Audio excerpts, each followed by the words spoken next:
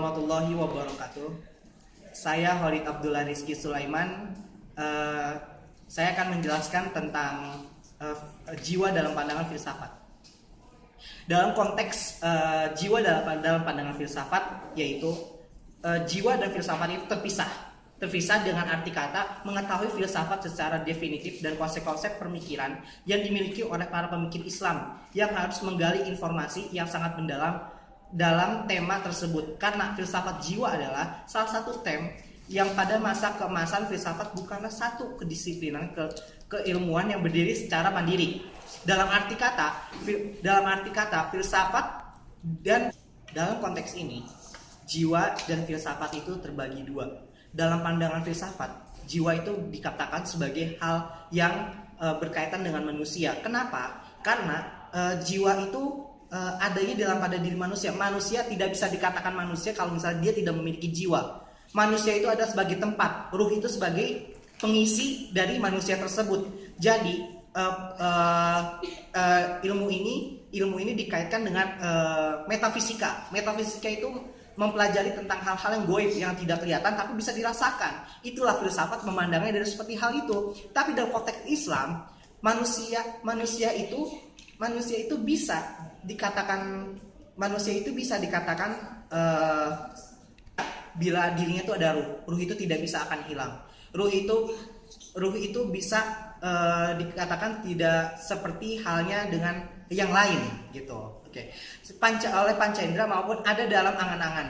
Nah, dalam konteks jiwa itu memiliki sifat, itu nafs. Nafs itu dalam bahasa Arab adalah nafsu. Nah, nafsu itu manusia memiliki nafsu dalam jiwa dan raganya. Itu karena ada ruh yang memperoleh dari raga-raga yang ada di dalam diri manusia tersebut. Jiwa pada manusia sebagai tanda adanya kehidupan. Oleh karena itu jiwa dapat diartikan roh. Roh itu juga dapat diartikan semangat. Maka muncul istilah roh lemah atau kuat. Dengan demikian roh atau jiwa diartikan: 1. Kekuatan yang menyebabkan kehidupan manusia. 2. Serta menyebabkan manusia dapat berpikir, berperasaan, dan berkehendak. 3. Lagi pula yang menyebabkan manusia mengerti atau insyaf akan segala geraknya. Oke. Dalam konteks filsafat memiliki para ahli. Pertama, saya akan menjelaskan tentang Plato. Plato mengungkapkan jiwa itu adalah, menurut Plato, manusia memiliki 3 elemen dalam jiwa. Pertama adalah kemampuan menggunakan bahasa dan berpikir. Kedua, elemen raga atau tubuh dalam bentuk nafsu, badania, hasrat, dan kebutuhan. Ketiga, elemen rohania atau kehendak bisa dilihat dari adanya emosi seperti kemarahan, sindiran, ambisi, kebanggaan, dan kehormatan. Jadi, dalam menurut Plato menganggap jiwa itu adalah bagian dari pendirian manusia yang ada dalam raganya tersebut. Dia bisa meliputi akal pikiran, sifat, dan nafsu. Jiwa dalam pandangan Plato tidak dapat mati karena merupakan sesuatu yang adikodrati, berasal dari dunia ide. Jadi Plato ini dia lebih menganggap jiwa itu adalah suatu pemikiran manusia terhadap jiwanya, terhadap raga badannya, atau enggak terhadap apapun yang mengenai tentang dirinya sendiri. Jiwa dan tubuh adalah kenyataan yang harus dibedakan. Nah, menurut Plato ini jiwa dan kenyataan ini tuh adanya pada keberadaan dalam diri manusia tersebut, dalam ruh, dalam apapun itu. Dilepaskan dari tubuh dengan 2 macam cara, yaitu pertama dengan kematian dan kedua dengan pengetahuan. Nah, jiwa itu sama dengan ruh. Itu menurut konteks filsafat yang untuk melihat dari segi, ya kan? Dari segi jiwa tersebut.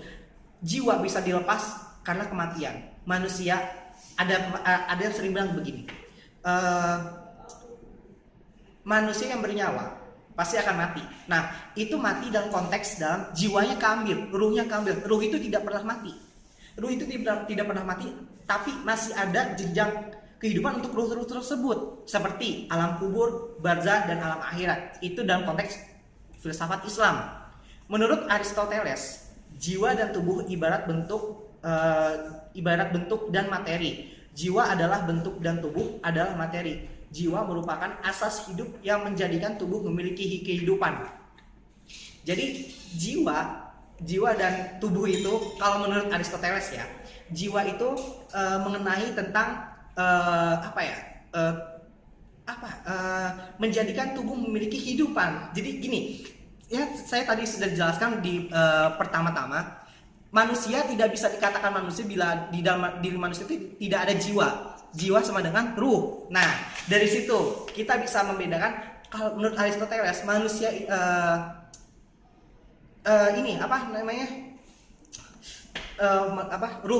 manusia itu tidak akan bisa hidup tanpa jiwa. Dari situ ruh itu sangat penting dalam konteks pengertian jiwa dalam pandangan filsafat.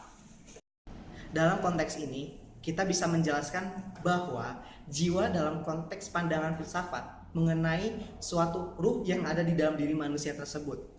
Kita bisa mengenali diri kita atau enggak jiwa kita itu karena ada ruh yang mengendalikan diri kita. Sebenarnya ini seperti gini, saya akan mengambil contoh seperti ini.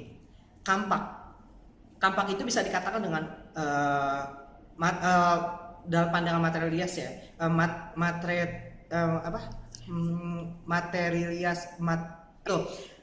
kayu dan besi. Nah, tidak bisa dikatakan kampak misalnya dia tidak memiliki jiwa. Jiwanya seperti apa? Kampak itu bisa memotong kayu. Nah, jika kampak tidak bisa memotong kayu, itu tidak bisa dikatakan kampak tidak memiliki jiwa atau kekuatan.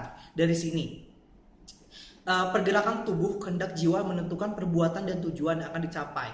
Secara spesifik, jiwa adalah pengendalian atas reproduksi, pergerakan, dan persepsi. Aristoteles mengibarat-katakan jiwa dan tubuh bagaikan kampak. Nah, Aristoteles ini mengambil contoh kampak. Nah, kampak ini nih yang saya sudah jelas. Saya akan mengambil contoh dari Aristoteles, yaitu tentang kampak tadi ya, yang saya sudah jelaskan tadi. Kampak. Jika kampak adalah benda hidup, maka dalam contoh dari Aristoteles, dia mengasih contoh kehidupan seperti ini. Jika kampak adalah benda hidup, maka tubuhnya adalah kayu atau metal. Sedangkan jiwanya adalah kemampuannya untuk membelah dan segala kemampuan yang membuat tubuh tersebut disebut kampak. Sebuah kampak tidak bisa disebut kampak apabila tidak bisa memotong, melainkan hanya seonggok kayu atau metal. Nah, dari Aristoteles ini mengatakan jika kampak itu diibaratkan dengan manusia. Nah, bergerak dalam arti kata, jika manusia yang tadi saya sudah jelaskan ya, manusia tidak akan bisa bergerak kalau misalnya dia tidak memiliki raga. Disadari oleh Aristoteles bahwa tubuh bisa mati dan oleh sebab itu maka jiwanya tidak ikut mati. Dalam arti kata, jika jiwa dalam diri manusia itu sudah tidak ada, dalam konteks ini kita bisa mengetahui bahwa ilmu dalam pandangan filsafat tentang jiwa, yaitu dia apa yang ada di dalam raga diri manusia tersebut. Jika sebenarnya pengertian itu banyak ya, dari konteks filsafat Islam, konteks filsafat apapun itu beda pengertian. Tapi yang saya ambil di sini adalah hanya just filsafat gitu, hanya filsafat yang saya mengambil pengertiannya. Jika kita tahu bahwa pengetahuan filsafat itu sangatlah luas, filsafat sendiri itu pengertian sangat luas, definisinya, artiannya, semuanya itu luas banget. Pengertiannya apalagi itu banyak banget. Sekarang saya akan mengasih tahu kepada Anda, beritahu kepada Anda bahwa ilmu jiwa dan filsafat itu beda. Filsafat itu hanya memandang jiwa seperti apa, pengertian seperti apa, pemberitahuan seperti apa. Itu sangat berbeda konteks, sangat jauh. Kalau disadari oleh Aristoteles bahwa tubuh manusia itu mati, oleh sebab itu jiwanya juga ikut mati. Seperti contoh kampak yang tadi. Contoh kampak yang tadi itu sudah real ya, sudah real dan sudah jelas kepada Anda bahwa contoh tadi itu sudah membuktikan bahwa jiwa itu dalam pandangan filsafat seperti apa. Saya akan teman-teman, saya akan memberitahu kepada Anda juga bahwa ilmu ini sangatlah penting untuk kita pahami. Seperti filsafat membelah atau mengkritisi suatu hal yang tentang jiwa kepada diri manusia tersebut. Ya kan? Kita harus mengetahui diri kita. Apa sih yang ada di dalam diri kita itu apa? Gitu. jiwa apa akal pikiran ya kan, raga jiwa, pokoknya apapun itu tentang jiwa kita harus mengetahuinya. Sedikit kalau kita lihat ya, orang gila itu di jalan banyak, itu jiwanya ada, raganya ada, tapi dia tidak mengetahui gitu. Ada sel-sel mati dalam diri manusia tersebut. Dalam konteks Islam, jika manusia dalam konteks tadi saya katakan ya, orang gila itu banyak ya di luar. Dia memiliki jiwa, dia masih memiliki jiwa dan raga atau roh itu masih, tapi masih ada yang jiwa itu terputus dari diri dia, makanya dia gila. Nah, dari dalam hal tersebut kita memiliki pengertian dan apapun tentang kehidupan itu pembelajaran yang kita alami dari konteks jiwa ini.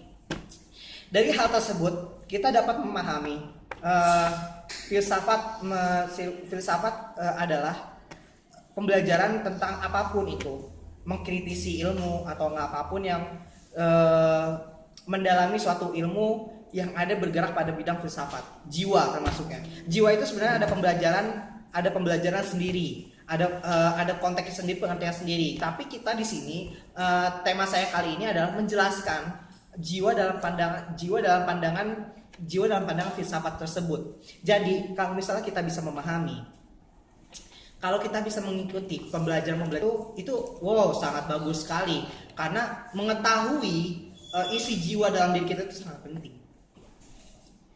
Di sini kita akan mengambil konteks Islam. Filsafat Islam mengatakan jiwa itu dilihat dari kata sifatnya, perilakunya.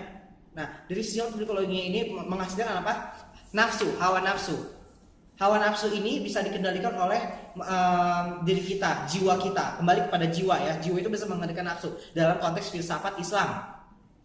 Dalam filsafat konteks Islam seperti dikatakan tersebut, kita bisa mengetahui hal-hal kayak gitu. Itu karena pembelajaran kita bisa mengkritisi suatu hal yang ada pada konteks filsafat memandang terhadap jiwa. Dalam konteks Islam mempelajari tentang pandangan jiwa. Konteks filsafat Islam ya, bukan pembelajaran Islam. Di sini bukan agama Islam, tapi konteksnya filsafat Islam ya, filsafat Islam. Kita di sini mengetahui konsep-konsep yang umum. Nah, konsep-konsep yang umum Islam itu mengetahui tentang nafsu, hawa nafsu. Hawa nafsu itu dia bisa dilawan. Pembelajaran Islam itu mengajarkan jiwa dipandang oleh filsafat Islam ya. Filsafat Islam ini dipandang menggunakan bahasa seperti berpikir, badaniah, hasrat dan kebutuhan, elemen rohaniah, kehendak dan emosional. Jadi dia lebih ke sifat dan lebih ke perilaku. Kalau misalkan dalam konteks itu saya sudah bisa menjelaskan bahwa filsafat memandang jiwa itu seperti apa, itu sudah bisa menjelaskan semuanya. Penjelasan saya dari awal sampai akhir itu bisa menjelaskan semuanya, hal-hal tentang yang dipandang oleh filsafat gua. Sayang aja di sini titelnya jiwa dalam pandangan filsafat. Nah, itu sama saja. Nah, kalau kita memikirkan jiwa dalam pandangan filsafat, kita memberi kesimpulan. Kesimpulan saya terhadap penjelasan semua yang saya sudah jelaskan yaitu filsafat memandang jiwa yaitu sebagai raga, roh yang terdapat dalam pada diri manusia atau apapun. Bisa benda mati, bisa manusia, bisa apapun. Dia mengisi kehidupan, dia mengisi suatu raga jasmani, rohaniah atau apapun yang bisa menjalankan, yang bisa mengisi atau menghidupkan suatu hal yang bisa memiliki lebih arti gitu. Memiliki lebih artian yang sangat lebih kepada hal itu. Jadi kita bisa memikirkan hal-hal penting saja dari hal-hal yang dijelaskan oleh jiwa dalam pandangan filsafat tersebut. Kita kalau misalnya lebih rinci lagi, filsafat itu apa, jiwa itu apa, kalau digabungkan itu bukan konteks itu pembelajaran, tapi di sini ada pandangan filsafat tentang jiwa dalam pandangan filsafat. Jadi kalau misalnya kita bisa memandang seperti hal itu sudah mengerti, kita akan tahu bahwa jiwa itu terdapat dalam diri kita dalam konteks metafisika. Nah, dari sini kita bisa tahu bahwa tidak ada orang yang berjiwa itu yang tidak mati, pasti akan mati.